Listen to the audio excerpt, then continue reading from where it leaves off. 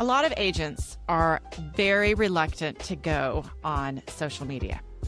From everything from they're uncomfortable with recording it, figuring out what to say. And then I honestly feel like there's like a little bit of imposter syndrome in there, right? Like, why should I talk about me? Nobody wants to hear about me, which is, I even feel that way. So today's guest, Michelle Knight, she's a brand strategist and the founder of BrandMerry, and she's helped over 1,000 entrepreneurs stop hiding behind their business card and start building brands people actually connect with. I have camera training and I've been in a ton of movies, but I was still reluctant to talk about myself. And if you're trying to figure out how to start, or maybe you've already started, but you aren't getting the views and traction you want, this episode is going to hit close to home. So I'm Susanna Gibb. This is the Long Game Insurance Podcast, and we're going to get into it. So Michelle, I want to start somewhere a lot of people would bury because I love this part of your story. So you spent 8 months building your brand completely wrong. No clients, a beautiful website nobody saw. Walk me back to that moment. What was actually happening? Yeah, so I had just had a baby. So like fresh, I was like a month postpartum, first baby, first time ever doing this, the whole shebang. I did not know what was happening. And I had this like very deep desire to not go back to my job. I worked in communications, PR, marketing for a large nonprofit.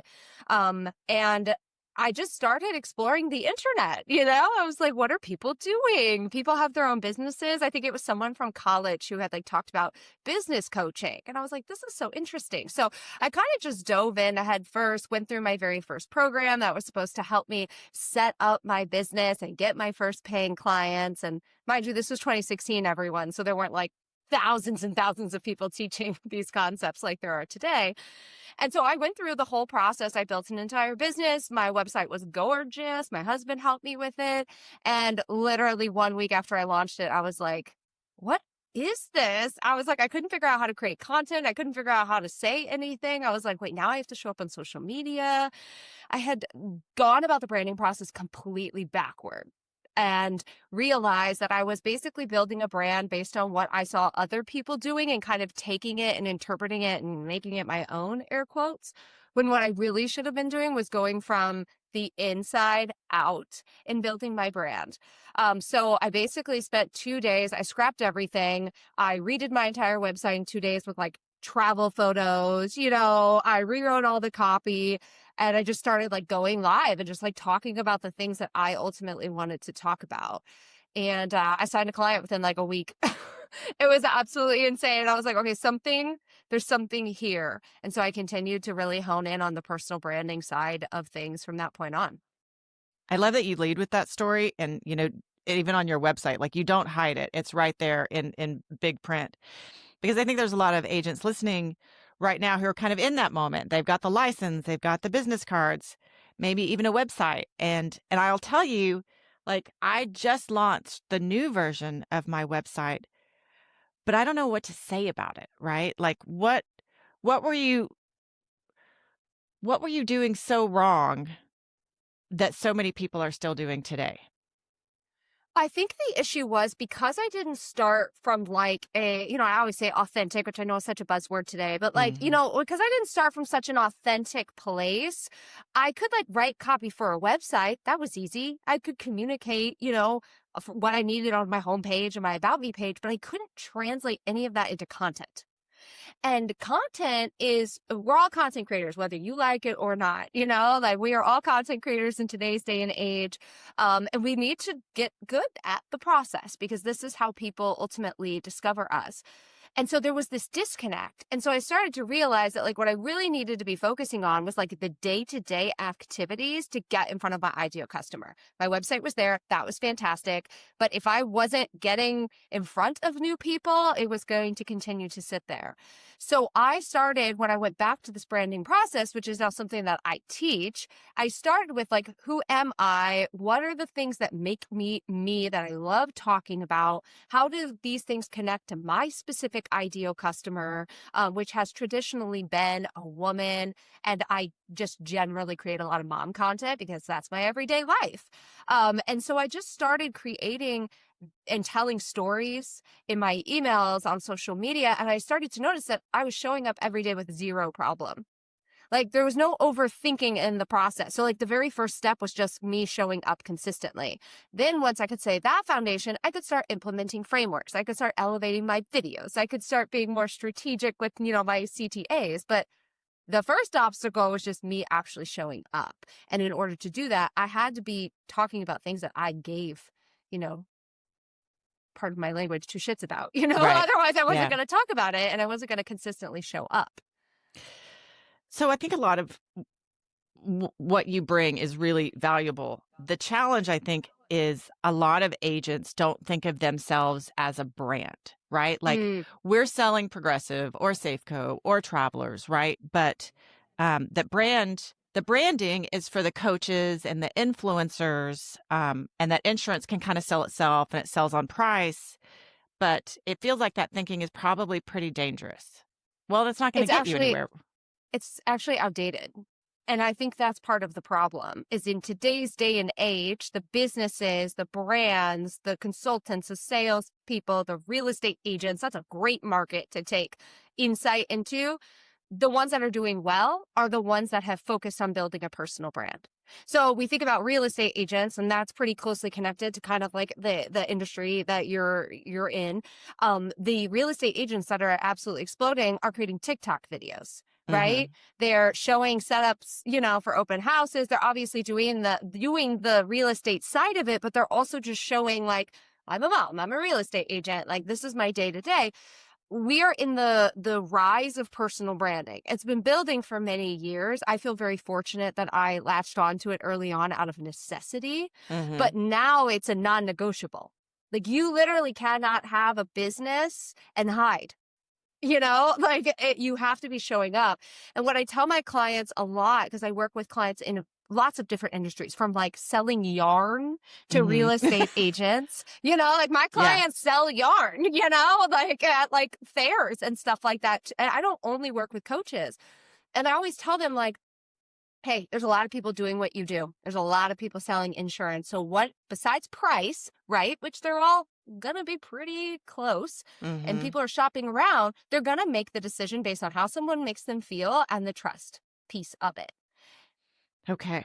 So I love that. I think that's all very good and very specific. And here's where I think a lot of us agents freeze. They hear, I'm going to tell my story on social media and immediately think, well, nobody cares about my life. I'm not that interesting. And then there's the like, how do I find the line of professionalism, right? Like, and which is a challenge, right? And finding your brand, your professional brand, which is versus your personal brand. But I have to think this resistance probably comes up with a lot of people, right? Absolutely. And I found that it's when you are trying to separate the two.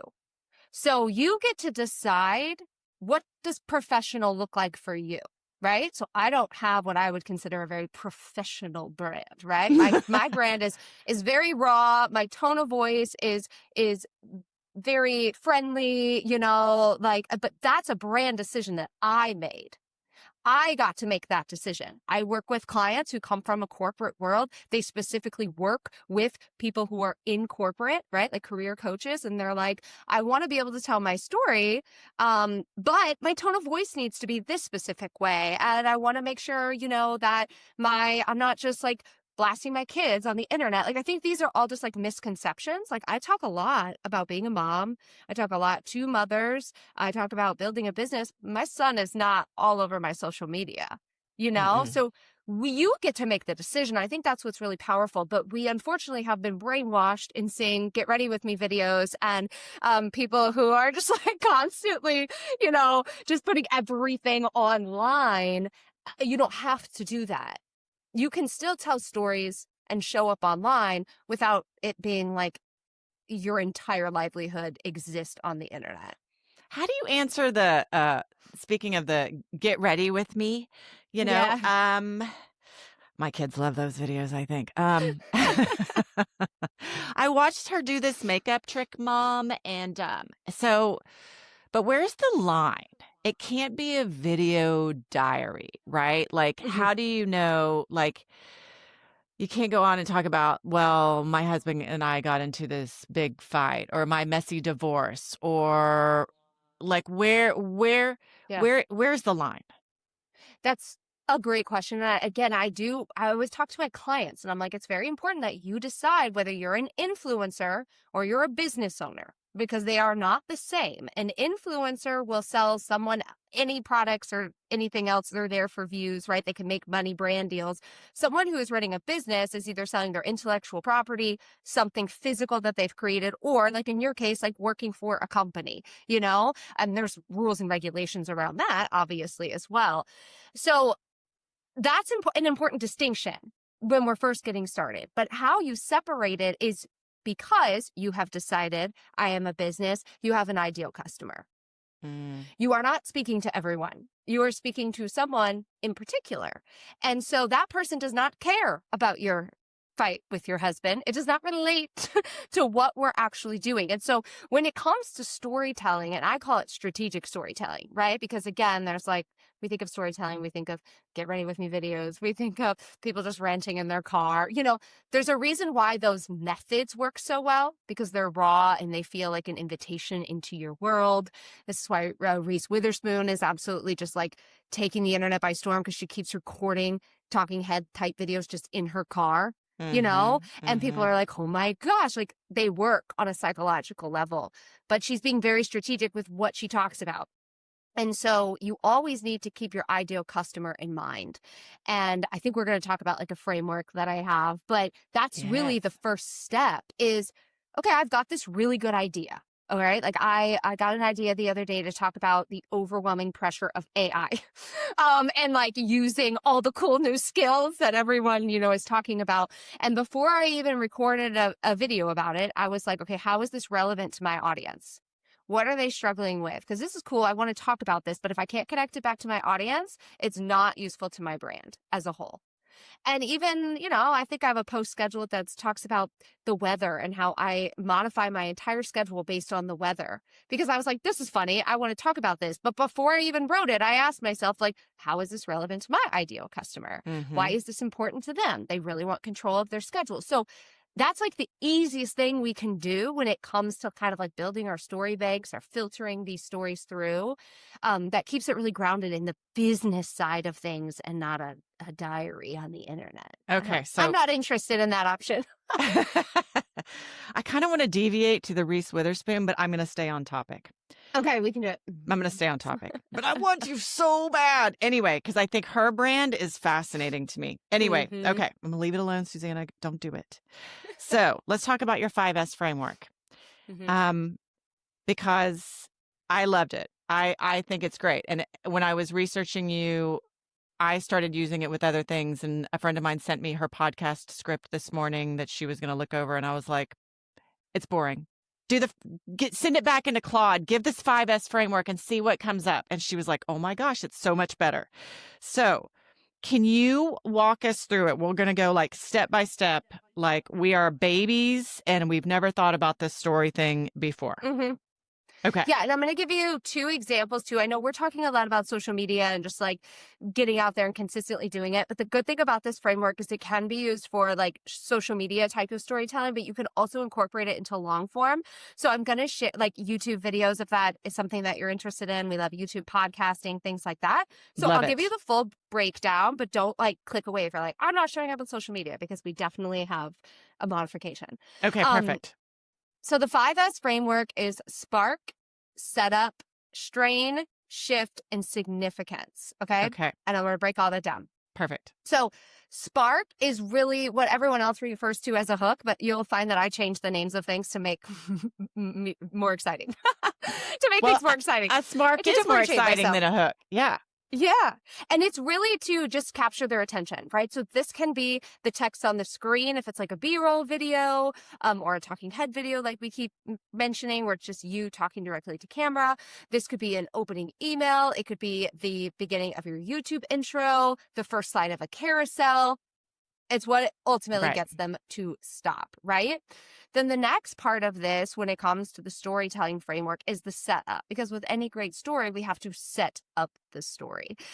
You're going to find, as I talk about storytelling, people are like, oh, it's third grade all over again. And I'm a homeschool mom, so it's kind of fun to like be like, wow, I just taught this in my live video today, and now we're talking about story arcs in, a writing class. But it really is just the base level of storytelling that we've modified for social media and marketing today. So the setup, because you need to let people know, where were you in the story? What was happening? You're starting to paint a picture. You're giving more details. You might use language like, I remember, or I was sitting at the kitchen counter and I had this thought. You could use a lot of numbers. So you could say something like, for 3 years, I thought ... What you're really wanting to do is pull on those sensory details, because this is what sparked their attention, and this is what starts to captivate them and pull them into the story. So again, what you saw, what you felt, what you heard, numbers that were happening, times, places, those types of details help set up the story. Okay. And with any great story, we have tension. Like if you think about your favorite movie, if you think about your favorite TV show, any book you've ever read, there is some sort of strain. There's some sort of tension that needs to be resolved. This is what gets people to keep reading till the end of the story. And so this is when you're starting to present the problem, if you will. So if you're sharing a story about, a conflict that you're experiencing, like for 3 years, I was organizing my inbox in this way until one day I realized that it was costing me 5 hours every single week or something like that. You know what I mean? Because then immediately someone's like, well, then what did you do? Like, you had this realization, you had this thought, you were making this mistake, you were feeling exhausted, you were feeling frustrated, right? And they want to know, well, why? What happened? Don't leave What us hanging, happened? kind of thing. Yes. Yeah, what happened? And a lot of my clients, like I said, it's like maybe it's something that wasn't working. Maybe you realized you wanted something different. Maybe you found a better way. Maybe you were frustrated by something. You were craving something different, right? I talk a lot about desire marketing over pain marketing. And so like desire versus pain points. Everybody loves to talk about pain points. Solve the pain points, but solve the desires works really well too, doesn't it?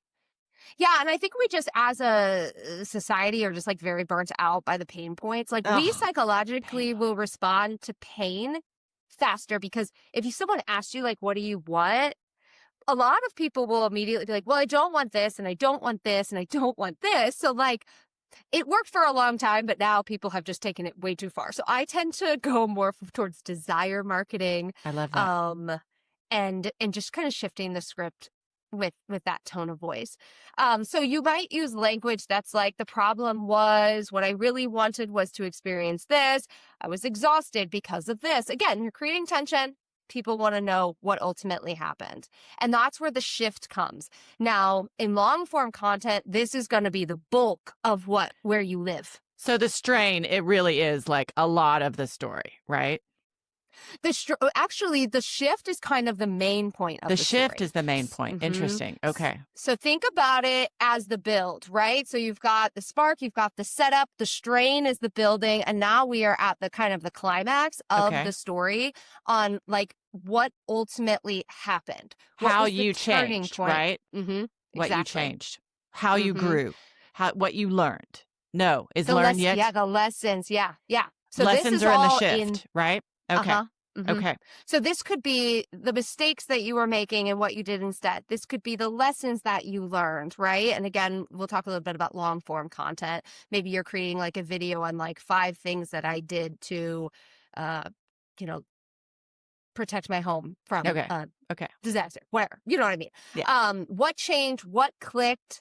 What's a realization or a decision that you made? And so this is where the turning point becomes very, very clear to your reader.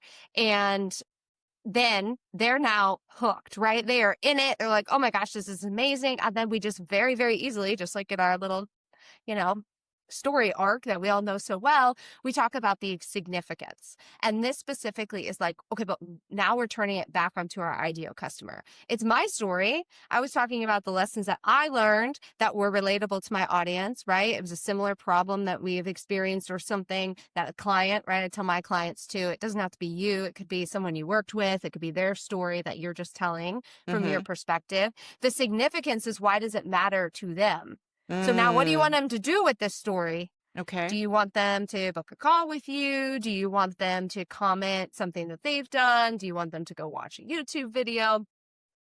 What is the significance? What do you want them to do? A lot of my clients are going to be like, okay, now go, buy this product. Right. or comment S word, below, and I'll send you a free gift, right? Especially in your industry, a lot of lead gen is massive. And so having a way to just constantly be generating leads, and this is where you would ultimately make that ask as it relates to the story. Okay. So I'm going to do this real basic, and you help me, because I get stuck between, I think, in the last S's. So this is super basic. So I'm going to use this one because it's an easy one. Once upon a time, I had Michelle Knight on my podcast because I was really feeling very challenged about telling my stories and reaching my audience. Do I need more strain? Maybe one more strain? Are you doing a strain now, or are you starting with the beginning of the spark? Because I'd start it different. Okay, you do it. You show me.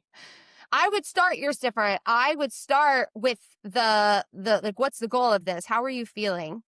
You said, I have Michelle Knight on my podcast because... because I want to be able to tell better stories and relate to my clients. Yeah. So I would actually start it where it's like how I learned to tell better stories and relate to my clients. Okay. Or so that's starting... Would you put that on the screen, or would you say it? The spark? Either one. Okay. It depends on the type of content that you're ultimately creating. Like in my mind, I always think of carousels. I don't know. There's like the best one of the best storytelling types of content. And if you're scared to talk on video, they're great for storytelling, and you don't need to be like recording a bunch of content. So they're really great for swiping through. So I would start with something, because remember, the spark has to like get them to stop scrolling. Right. And so it needs to be something that's like relatable to them. I really struggled for 6 months to show up on social media, and then I interviewed this guest, right? And then the next piece would be the build, right? In what is it? Were we in March? In March, I sat down with Michelle Knight, brand strategist, and we talked about how to use storytelling to create a personal brand on social media. Okay. And then, this is kind of your setup. You gave me a date. We're sitting down. We're having an interview. I get it. You could put more details in there if you wanted to. I loved her background, she had whatever. These cool plants in the background, right? Cool plants. And so you're just like setting it up again, and then you're starting to have like the strain, and you could go about this a bunch of different ways. Very easily, you could just say, as Michelle was talking, I started to feel a little bit resistance about how do I actually show up on social media. And that's when she shared with me her 5S framework. And then your actual shift is the 5S framework, right? Which you could present, or you could put a clip of what I said, or like a golden nugget. And then we would say something along the lines of, I've been using this for, 2 months now, and I'm seeing a big change in how I'm showing up online. I know this is going to be beneficial to you as well. Comment episode 62 below, and I'll send you the link. Fantastic. Yes. Awesome. Okay. Yes. Very helpful. Okay. So I want to do another story if you can help me with this one. So, because I don't want to leave this one yet. So if I'm doing this as far as creating brand awareness for me, I need to figure out what questions I'm answering before I even start this whole thing, right? Like I wouldn't start the story just going, well, hi, I'm Susanna and I'm an insurance agent and I've been an insurance agent for 15 years and you should just buy my auto from me because, right? Like, no, they haven't even done anything, right? So it's figure out the problem, to the answer to the problem before I even start this whole thing. Okay. Exactly. Okay. And you know what? Back to that story, credibility is huge, right? Authority is huge. You saying that in the beginning is not what is wrong with the intro, but you could say something like, I've been selling insurance for 15 years, and this is the number one mistake that people make when they go to buy insurance. So you have your Okay. credibility about 15 years, right? And then you're saying that, like, and here's one little piece. The big thing that you want to remember when it comes to these types of stories is that they are micro. So they're very specific. You don't want to tell like your whole entire brand story. That is, that can live on your About Me page, right? But Okay. these are very micro. What that's going to allow you to do is it's going to zoom in on one specific thing or one specific outcome or one specific problem. It's going to make your storytelling 10 times better. Because then you can paint a picture. You can talk about how you were feeling. You could talk about the emotions, right? You could say, I had a client that came to me and they did this and they were feeling frustrated and they were spending all of this money and I helped them find this solution and it was super easy. And I help my clients do this all the time. DM me if you're looking or something. You know what I mean? Have a better outro than that, but. Gotcha. So it's interesting because I feel like I may have set up this interview incorrectly, because the brand portion and the 5S storytelling, while they're connected, are two kind of different pieces, aren't they? Yeah. So here's the way that I explain it to people, because it's a buzzwordy thing that happens. What, the brand or the story? The Or brand both? story, The brand story. right? Okay. Okay. Mm-hmm. I want you to think about your brand story. I actually think this is going to be really valuable to Oh, people. good. Your brand story is various chapters that have led you to where you are now. All right. Okay. So it might be covering, how you got into insurance, why you serve your specific market. Maybe there's something that happened to you. It's going to be longer, right? And you're going to think about your brand story. Some people call it the founder story or the origin story. That lives in very specific places on your website, right? Maybe in an intro to a podcast, a little condensed. Maybe it's on a free guide or a free gift. It's on, it essentially lives in very specific places. But then you have your digital stories. These are your micro stories. These are your content. Now you can take that longer brand story that you have beautifully crafted and you can cherry pick small pieces out of that, where you might create one piece of content about a thing that happened to you at 18, right? Why you decided to get into insurance because of this thing that happened. The moment you decided to start, I'm trying to think of something. Start your own specific. agency. Sure. Exactly. Start your own agency, right? So those different pieces you could then, of course, translate into smaller digital stories. And that's where the framework comes into play, because you're taking a very specific micro piece and you're wanting to tell it as a complete story leading to some sort of CTA. And these are the stories that my clients struggle with the most, because you have to constantly be coming up with them. And that's why most people struggle with content as a whole, because they're like, I post every single day. Well, it's pulling from your experiences in everyday life. Your brand story is your brand story, and it's there, right? It's those chapters that unfolded. You can pull from it, but for only so long. You need to start pulling from your conversations that you're having, from different experiences, from thoughts that you have in the shower, from things you read, those types of things, client testimonials, and turning them into great stories. And that is the sweet spot when it comes to business building online. How often do you tell your people to post? Every day? It depends. So if you're on social media, I really think that you need to be posting every single day. I encourage my clients to start with whatever feels consistent out of the gate. So if consistency is the most important thing, most people will start like every day. They won't have a system in place and then they don't post for like 6 months, and that's not helpful, right? So I teach a lot of the systems, because I really believe that if we want to post every day or we want to do YouTube every week, our system is what's going to support that process. And so to me, that's the most overlooked piece of the entire consistency framework.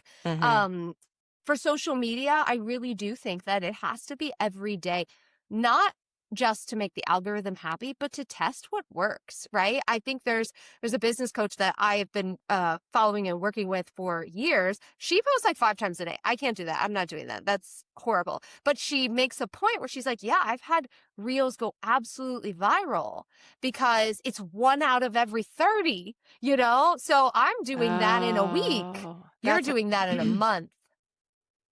That's a numbers game right there. It absolutely is.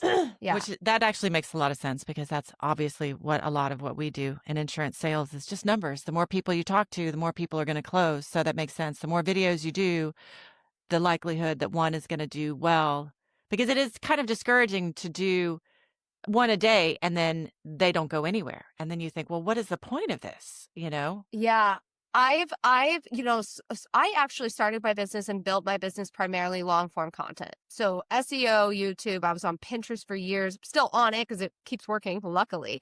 Interesting. And I've been on social media the whole time, but not consistently. And it's really only been in the last 6 months that I've been prioritizing social media as a way to get clients. It always was just a way for me to go deeper and move someone through the buying process after they discovered me. And so the consistency is like really important with that piece of it. Mm-hmm. But for me, I also went through the same thing where I would post like a reel and I was like, gosh, this got like 200 views. What the fridge, And then I asked myself, I'm like, 200 people saw my face probably for the first time.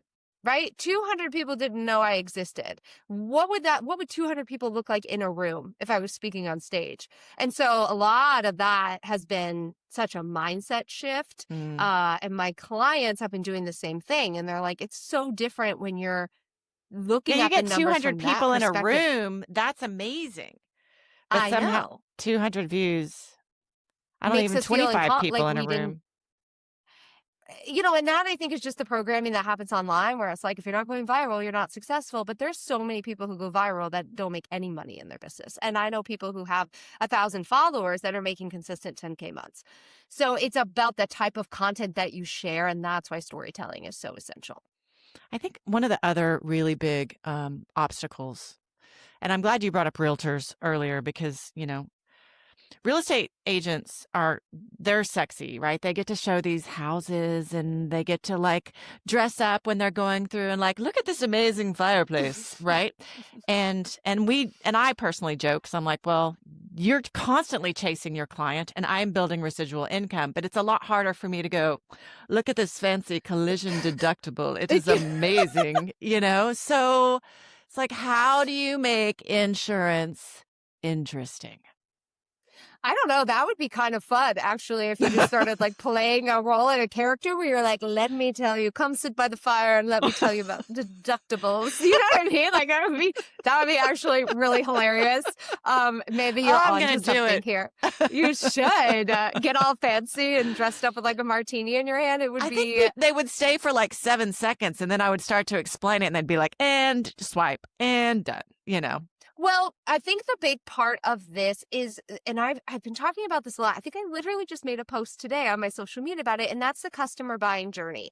And a lot of people don't understand the customer buying journey. We're not taught it when we learn marketing, which is a shame. But like, not everyone that discovers you is going to be ready to buy from you.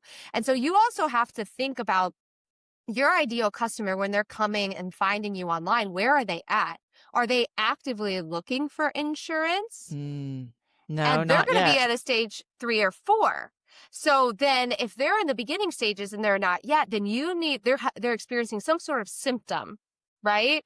They're either like getting ready to buy a house. They don't understand it. Like maybe you need like a whole educational series on like, this is what you need to know about insurance, but obviously we need to make it fun. Not fun, like it doesn't have to be like crazy entertaining, like you can talk to the camera, but we need to be using language that the average person is going to understand. They often say that the best marketing is done at a 5th grade level. Interesting. Just across the board.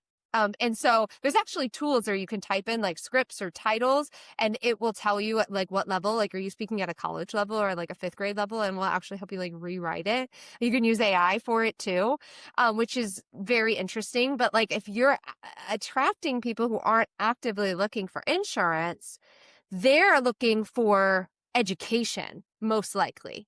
Or they're not even thinking about it, and you need to get them thinking about it. And that's the type of content and stories that you want to be like doing like 80% of your content around. And then mixing in, okay, now you know you need insurance, and here's how you can take action to do that. Or here's how I help the client do this. Or here's how we save money on an insurance policy. Or they needed something for their 16-year-old son who was getting their first car and they were feeling so overwhelmed, you know? And then having that like combination of those types of content, make sure that you're attracting people, you're meeting people where they are, and then you are moving them through the buying process with like in your brand sphere. Okay. So I'm going to give you another one to help us create, if you don't mind. Okay. So for example, and you may say that this is a terrible idea, but that's okay. So if I'm trying to talk about this coverage, it's called water seepage and leakage. It's a home insurance coverage. You probably never in your wildest dreams thought you were going to know about it. So let's You're going to talk about leakage today on how do you know about it? Fun fact, I had my insurance license in my 20s, so. Shut up. Wow. I feel like you could do a whole like series giveaway for us insurance agents since you know it. So we'll get to that in a minute. But okay, water seepage and leakage, right? So if I want to feature this as one of my videos, right? I'm just going to highlight it so I can, like you say, get in front of my client base and present myself as somebody who knows what they're talking about, that they're going to make sure that they're protected in the right way for this coverage, that maybe they're like, oh my God, I don't know what that is. Do I have it now? Right? So can you give me, I know I'm putting you on the spot, but like an idea for how somebody might do it?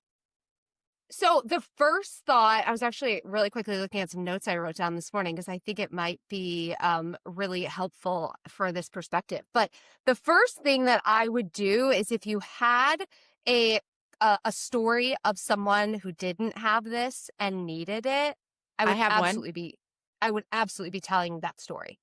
Okay. So can I tell you the story and then you tell me how to fix it? Okay. So the basic gist is they had a water filtration system behind the sink, and it drip, slow, dripped behind, down the cabinets, under the custom hardwoods, throughout most of the floor of the custom hardwoods, and then up into the cabinets. And they were so custom that they couldn't just replace part of the wood. They had to literally rip out the whole kitchen. Okay, so I would probably start with what's going to be like the most shocking. And this kind of goes back to, I'm going to come back to these like 5 different position things. But I would start with like either their name, or you could even say, I had a customer who had to rip out their entire custom kitchen. Here's what happened. Okay. Oh, okay. And then you're going to go into the process, right? Then you're going to go into the story time. You're going to set it up. You're going to say, my clients had a custom kitchen. Maybe if you have even a mock-up of a really expensive ass kitchen behind it would be great. Ooh, I like it. Yeah. Because then people would look at it and be like, that's pretty. I love that kitchen. Yeah. If you can describe, like, you did a great job, like custom floors, we're talking custom cabinets, sizing, gorgeous, and a high-level water filtration system. And without their knowledge, the water filtration system was dripping slowly until it reached a point where, and then you would talk a little bit about maybe how they found it, like they stepped on the floor, it was squishy, whatever, and every homeowner's worst nightmare. But it got worse. They didn't have this specific coverage in their plan, right? And as a result of that, they had to, and then you could talk about maybe even how much it cost to redo the whole thing, when this could have been a very simple, like, $50 add-on or $10 add-on. Yeah. Okay. It does feel, it's interesting though, because the spark, it feels like it's almost starting in the middle of the story. Oh, you're shaking your head. It can. Yeah, it does depend. But like, I think for social media especially, I tend to gravitate towards that because we have to stop someone from scrolling. Like, think about if we're on a long form, let's think long form content, maybe like YouTube or podcasting, we're most likely following someone, or we're typing into a search engine like, I want to learn mistakes homeowners make, or I want to learn how to find cheap insurance, right? We know what we're looking for. So then there's a baseline, like, I had YouTube this one thumbnails or client, blah, blah. titles. There can I'm be just Susanna like Gibb, and 3 I've been selling mistakes. insurance for 15 years, and I'd love to talk to you about water seepage and leakage, right? Boink. Nope, Yeah, not doing it. no, Yeah. you've got to pull them in. You've got to get them to literally stop scrolling. And so sometimes starting in the middle of a story creates so much tension, right? And again, this is like the first slide or you on video. It's like seconds. And then you're going in through to like the storytelling. So I don't think about the spark per se as like the storytelling. It literally is just getting them to stop scrolling. And what did you say for your spark a second ago? I had a client who had to replace their whole kitchen. What did you say? Yeah. Yeah. I think It feels like you're giving away. What happened. It feels like you're giving away the end, but I guess no. The ending is, oh my God, how? What happened? How? Like, why did they have to create like? And if you had like a like $80,000 kitchen or something, like anyone who has a kitchen would literally be like, "Oh my gosh, tell me what happened." And I don't want kitchens. that to happen to me. I right? don't want that to happen to me. Interesting. And so that kind of goes with like the fear piece of it, like the fear angle of it, or like I don't want this to happen to me. But kind of back to the story, because like you could position the story and multiple times. Like you could tell this story a bunch of different ways. You could even like with this specific, is it a rider or is it a special insurance? What, the water seepage and leakage? It's just, it's an endorsement that goes on the policy. Endorsement. In most cases, yeah. Yeah. You could even say something like thinking of redoing your kitchen. Stop, you need this first. And then you could kind of like talk into it. You could set the scene. You could, I'm trying to think of like another way that you could even paint a fake picture. So this is like an imaginary picture where you're like, imagine waking up, stepping in your kitchen and feeling like slop, or we keep using kitchen, but obviously this could be your bathroom. This could be anything. Right. There's so many different angles that you can like go about sharing this one piece in a bunch of different ways. So going back to my example of, hi, I'm Susanna Gibb, and I've been selling insurance for 15 years, because you do see those in some of the stories too, where they say, let's go back to your initial spark of like, if I had a client once who almost lost their whole kitchen. My name is Susanna Gibb, and I've been an agent for 15 years, 28, actually, that's how long I've been. But anyway, good for you. And I've been an agent for 28 years. But that feels like it's going for like, that's an SEO thing, isn't it? Is it not? Like they're trying to because it interrupts the story. But I see people do it all the time. They start with the spark. Well, I guess that's part of the setup, isn't it? This is the setup. This is who I am. This is how I'm going to solve this for you. And I think it kind of depends on the content. Like I wouldn't necessarily do that in every single piece. You know what I mean? True. I think I would save it for more like video type of content, like if you're talking directly to the video. But like saying it in a way, I don't know, like you could do, like if you said like I had a client, who had to completely like redo their kitchen. I want to make sure this doesn't happen to you. By the way, I'm Susanna Gibbs, I'm an insurance agent, 28 years experience. So I've seen some stuff, Right. and this is just one of the things that I've seen. So if you could do it like a talking head, but like on a carousel, I would not interrupt the flow with like that. If they really want to know your credentials, they can click through to your bio. So what's will you elaborate on the carousel, please? Yeah, of course. So, when it comes to Instagram, there are various formats that you can use. You've got your standalone one photo, right? With most of the storytelling happening in the caption. Then you have your talking directly to camera, like we're talking about Reese, in her car. And the more casual this feels, the easier it is for someone to just like be intrigued to watch. Then you have, I call those talking head videos. Then you have like B-roll videos, which are going to be like kind of behind the scenes filming. I'm where, just like, casually cooking in my chicken. I'm in my then kitchen. I set my camera up. Magically. Yes, someone's capturing me, or I'm drinking coffee in a cafe.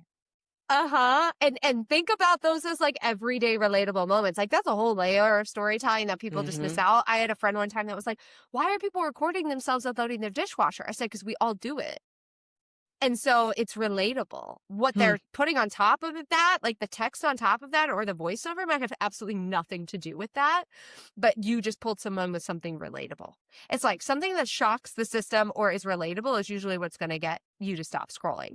And then we have the carousel post, which are essentially multiple slides of graphics that you can create in like Canva or in your Notes app and take screenshots. Are they videos or pictures? It's traditionally pictures. Okay. You can add videos or like movement. I am like base level when it comes to like my content. Like I go in Canva and I like copy and paste stuff over like a black background with like one photo of me and I'm like, here you go, here it is. You don't need to like spend all your time designing things. It's quite the waste of time. But it's essentially, they're sliding through the carousels and they're going through, they're reading the story. And for posts like that and the talking head, you don't need a big caption, right? Because the content itself is the storytelling. So carousels, I think, are just really interesting because they've been doing traditionally really well. It was Reels for a really long time, but now people are having incredible success with carousels over Reels. And so they're a really good option for people who get hesitant about video content. They don't want to show their face all of the time. They want to maybe be able to use stock photos or a solid color background. They're a writer, and that's a little bit easier for them. So those are the kind of the different variations. I like to go between all of them in my content in a week because it keeps it fresh for me. I don't have to sit down and record a bunch of videos because I don't have a ton of time for that. But I'm still showing up consistently creating content. So in theory, we could take this water seepage and leakage story and make 6 different posts, right? Yeah. Yeah. In your processes that you teach people, do you normally tell them, go ahead and knock this story out and then just save it maybe to post like over the next 5 weeks, right? And then you're consistently just building out your content further and further. And that may be a whole other podcast on your processes. Well, I'll tell you what, I'll have a YouTube channel, which I'll, direct everyone to. It's just BrandMerry on YouTube.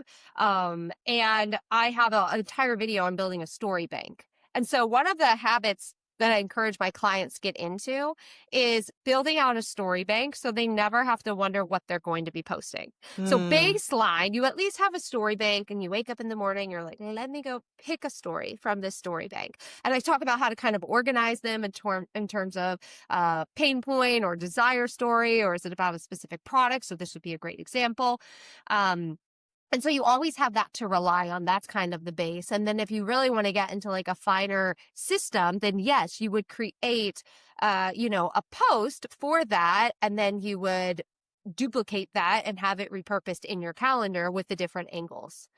And so I do a lot with AI. I'm actually teaching a workshop in April on how I've been showing up consistently on social media by having a weekly editorial calendar made using AI and like a conversation that I have every Sunday, and it maps out my entire week. It writes all my captions for me. It writes my scripts for my videos. So all I have to do is go record it, and it's all in my voice and it's all relevant to me and what I want to talk about. And so, there's tiers to this. So I always tell people you got to start somewhere. So start at the base level, put your stories in a Google Doc or on your phone and post every day, right? It's your first obstacle. It's just consistent posting.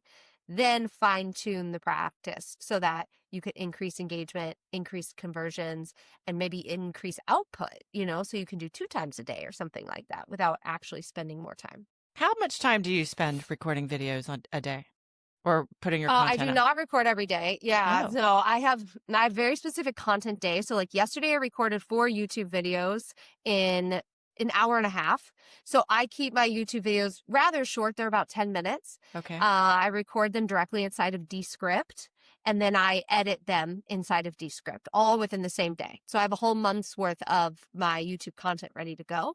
And then I repurpose a lot of that content for social media, pulling out little nuggets. And then my so those live in like a document, right? So anytime I need a piece of content, I didn't record something, or I wanted to post twice today or whatever, I can go pull those at any time. But my weekly workflow is I actually going to record it right now. I've got 3 reels I need to record this week, and they'll take me about 15 minutes. Interesting. Because I already have the scripts written. Because I Uh-huh. do that work at the beginning of the week. Uh-huh. And then I use the teleprompter app inside of Edits, and it is the best. The best. Wow. The best. Okay, that's a lot. That's so much good stuff. I can't even take it how much good stuff you just gave us. Okay. Where can people find you? And I will say, guys, her Instagram and social media stuff is real good. Like, I got a bunch of ideas just watching. I love that. What is it? Imitation is the best form of flattery, right? So there's so many good ideas you can get from just watching her. But where else can they find you? And then learn about the Authentic Brand Accelerator and the store. Yeah, anyway, so much good stuff. Yeah. Yeah. So like I always tell people my website, we spend a lot of time making it. We all do, So it's got all of the things we need. My website, BrandMerry, BrandMerry, .com has, we're talking 10 years of blog posts on there, links to my tons of free resources, and then I have a storytelling shop. So I have a course on teaching you how to write your brand story that we talked about, sending stories in email marketing, using stories to sell on calls, on sales conversations. So there's a lot in there. And that's also where the accelerator lives. So if you're in the beginning stages of building a personal brand, it's the best program because it does start with storytelling as the foundation, ideal customer work, messaging, and then ultimately the emotional side of it. Like, what colors are you going to use? How are you going to show up? What's your tone of voice going to be? And fleshing all of that out so that you can ultimately create content really, really easily. But you can definitely connect with me over on Instagram at Michelle Knight Co. That's where I am most active. And if you have any questions, I'm happy to answer them. You can just DM me. And people, I guess, if they wanted to use you for coaching, do you just do it remotely over Zoom or whatever? Yeah. Yep. I also offer personal branding intensive. So that's more of like a 1-to-1 type of relationship. I do 30 days. Is my main focus. And then if we want to keep working together, we can. It's a good trial period for everyone. I've been doing this long enough. I signed some 6-month contracts where I was like, this has been rough. Okay, so we're not going to do that. So I do offer 30-day intensives all around personal branding and building your personal brand and coming up with your content ideas and your stories. And that information is also on my website. Okay. So I'd say if you're like, where do I start? Go to the website. It really does have everything. I put a lot of work in it. We just relaunched it in January with the new messaging and branding and stuff. So it's fresh. Yeah, I found it. That's how I found you. I was looking for I brand. love that. I was looking for brand coaching, and you came up, and then I went all deep dived through your website, and I was so excited when you said yes, that you would come on this podcast and help us tell better stories. I love that you found me on Google because my SEO, I've been number 1 on brand coach for probably like 8 years now, and SEO has changed a lot, but I'm still holding strong. So I love that you found me on Google. Yeah. So, and for our agents listening, if today stirred something for you, if you thought, I actually do have a story worth telling, I just don't know how. So just start. Don't overthink it. Just start. You can go to brandmerry.com for resources. We'll put a bunch of stuff in the show notes at susannahgibb.com. And Michelle, thank you so much for being with me today. Don't go away. I'm Susanna Gibb. Thanks for listening. This is The Long Game.